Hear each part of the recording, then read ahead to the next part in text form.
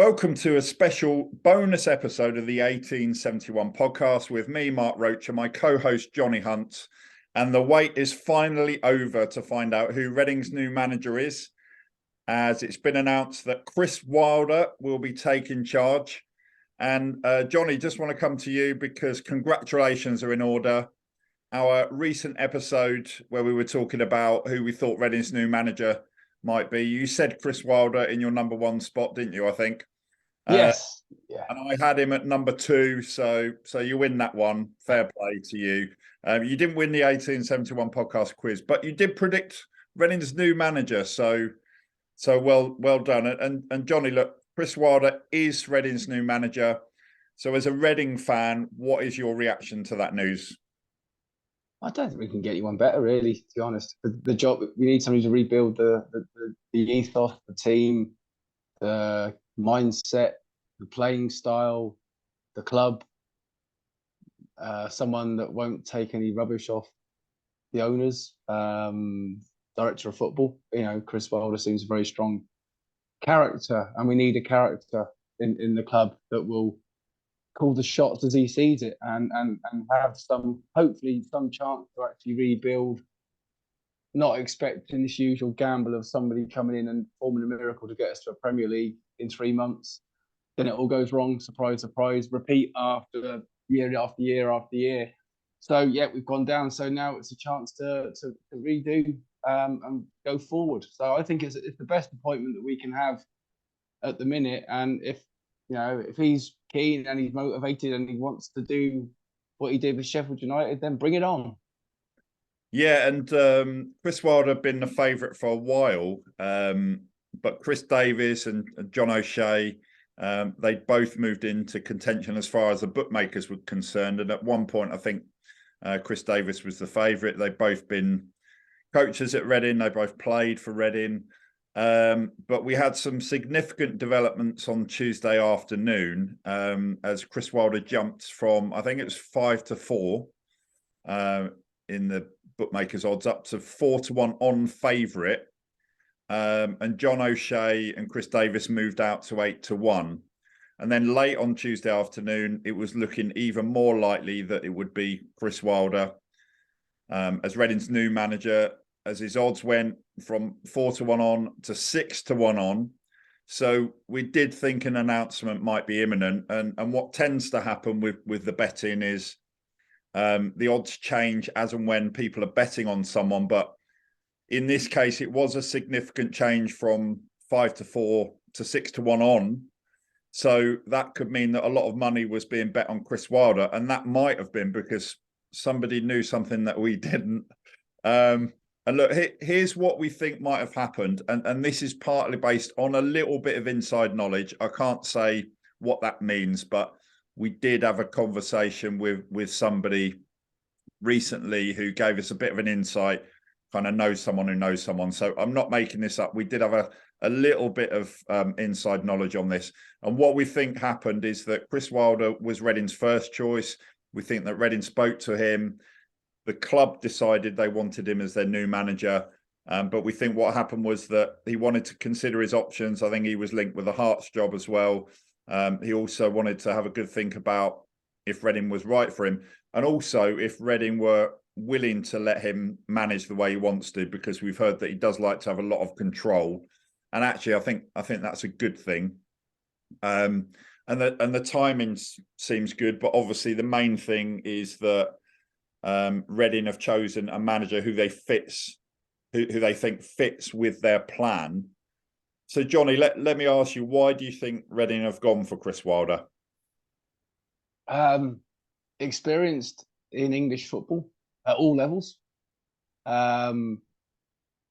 knows the game, knows how to win, knows how to get promoted, knows how to bring young players into a team, knows, with a big club in name like Sheffield United, Reading to the same degree, the expectation and the pressure that goes with that, if you like. What he did at Sheffield United was amazing.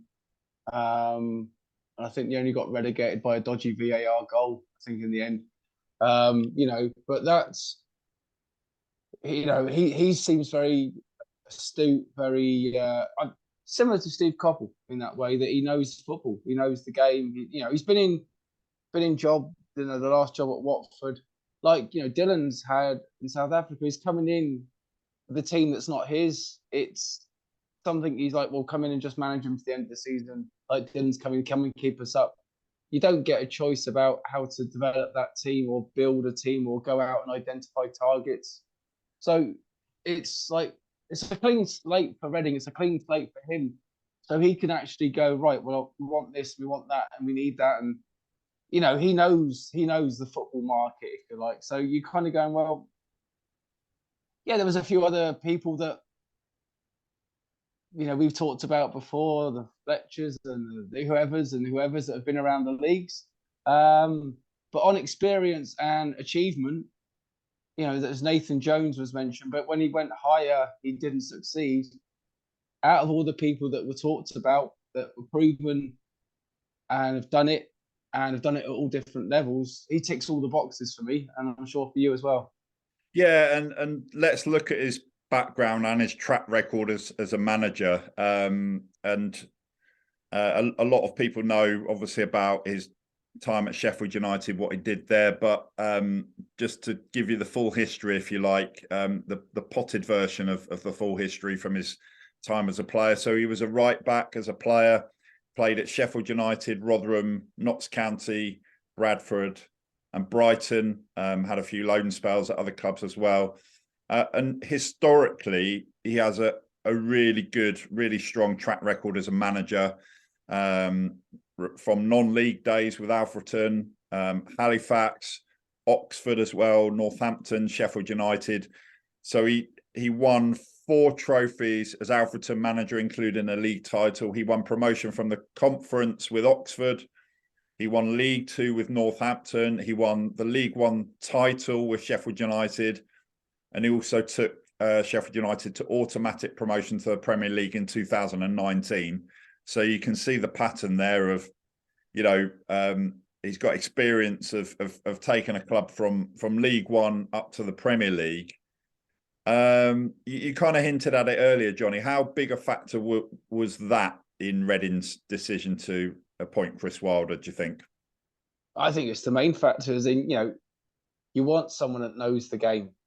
The only question you'd go is, does he want it as a club? Is he want to drop down to League 1 and go through all that process again? So it's about the hunger of the manager wanting to do the job. We all wanting to do the job, and hopefully the owners and Mark Bowen and whoever else wants him to do the job.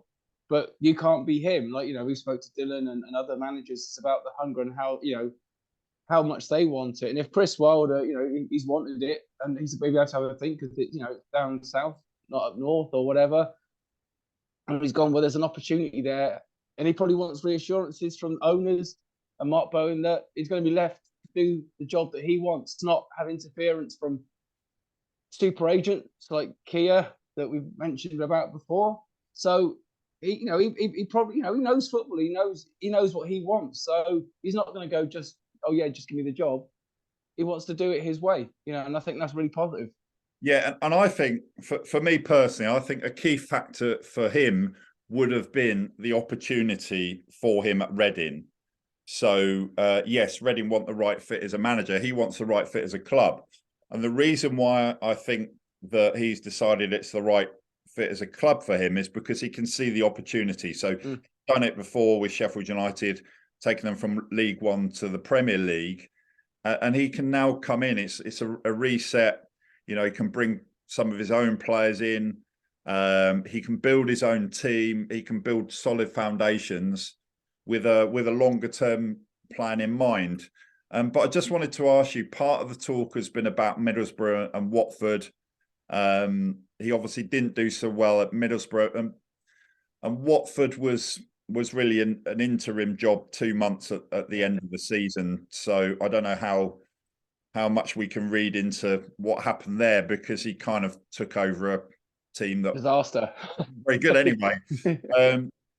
Johnny, do you think that we've talked about his rise and his success as a manager with culminating in taking Sheffield United up to the Premier League. Do you think it's time, particularly at Middlesbrough and to a much lesser extent, I think, at Watford, do you think that might be a bit of a cause for concern for Reading fans? It's so hard. Middlesbrough are a big club. Everyone's a big club nowadays, and the expectations and whatever else. Clubs have certain fits for managers for whatever reason, and you're kind of going, well, yeah, that's the job for him. But there's so much, that goes on behind the scenes. I mean, Dylan talked about it, in South Africa, things that we wouldn't know about as fans, at whatever club you support. And those dynamics, are unknown to the public, that it sometimes makes it difficult for things to work. But I think, Reading is an opportunity for Chris Wilder to put his name back on the upward spiral rather than the downward spiral, because football seems to have that merry-go-round of managers that do, Bruce's and all the others, and Bounds, yeah, and it's like, so he's not one of those. I don't think. I think he's somebody that's done well and had a couple of bad experiences or things haven't worked. But the Watford one, I wouldn't even count as that, because that's just a club that just has more managers every season, and it's going yeah. round and round. And actually, at Middlesbrough, to start with, he did really well. I think he was manager of the month. I think he started well, and then it didn't end well. I think Middlesbrough were near the bottom of the table, weren't they? And then Michael Carrick's come in and move things on, progress things. But I think that's the opportunity for him at Reading to start a new chapter. And for me, really, the key is not actually about who the new manager is specifically, but I think more importantly, it's about how he fits into Reading's plan. I'm sure, like you said then, Reading have got a strategy now with Mark Bowen's input, with Brian Carey's input as well, about the type of club that they want Reading to be. So therefore, the type of manager that they needed, the type of, it could be the playing style, it could be the type of players, but it's all about the plan and the strategy and how Chris Wilder fits into that. And it does feel like a good fit for me. And I think it's for me as a Reading fan, and like you, Johnny, I can remember back to the days before we were in the Championship. We can remember back to the Division 3, Division 4 days, and it was, it wasn't all good back then either, was it? But I think this is genuinely the start of a new chapter for Reading. I'm feeling really optimistic. I think we can build solid foundations with Chris Wilder, and I think he has a chance to build the team the way he wants to. So for those two reasons, I think he seems like a good fit for what Reading need, and also Reading seems like a good fit for him at the stage of his career. So I feel quite optimistic now, and it's obviously a bit of a relief. We're all like, when's the new manager going to be announced and all this sort of thing. And actually, we don't know what sort of season it's going to be next season. We hope it's going to be a good one. I've got a feeling that we'll do well. You look at the clubs that got relegated, not the season just gone, but the season before, they all did well last season. I think Reading will do well next season. And then, of course, the next step now is who are the new players he's going to bring in and all that sort of thing. So on that note, Johnny, what do you think will be his first task now that he's been confirmed as the new Reading manager? What's the most important factor for him from here? To work out what he wants from the team, the players that he has, and then that jigsaw. We've talked about the jigsaw with so many different people. We've got parts of the jigsaw there. There's a hell of a lot of pieces missing. And it's not just go and get. We've had that. We've said before about the last 3 years. It's just been getting players that were available for what we could do. They weren't the right choice of players in for the position or how we played as a team. It was a case of who was available. We just got them because they were free transfers or loans or whatever. and there was never any real kind of clear style or plan or playing, or formations that they were all kind of doing, odd jobs to fit into a team. Whereas now that's different, and he knows football, he knows how he wants to play, but it's not going to happen overnight. And I think, everyone's thinking, oh, a new manager, we go down the league, we'll just go bounce up. Like you said, it's not that easy. But all you want to see, I think, as a fan, I'm sure the same, is progress. You just want to see that, like we did back in Cards' days, Steve Coppell. Even the years that we weren't as successful, we were still around the playoffs. We were, building some sort of momentum. And again, you think of, with Chris, the way he does things. For me personally, if the way he does things and the way he builds, I think a playoff place is a good shout, or thereabouts. But if it doesn't happen, it's like, okay, just calm down, build again for the next season. He's a methodical manager. He knows what he wants from his players.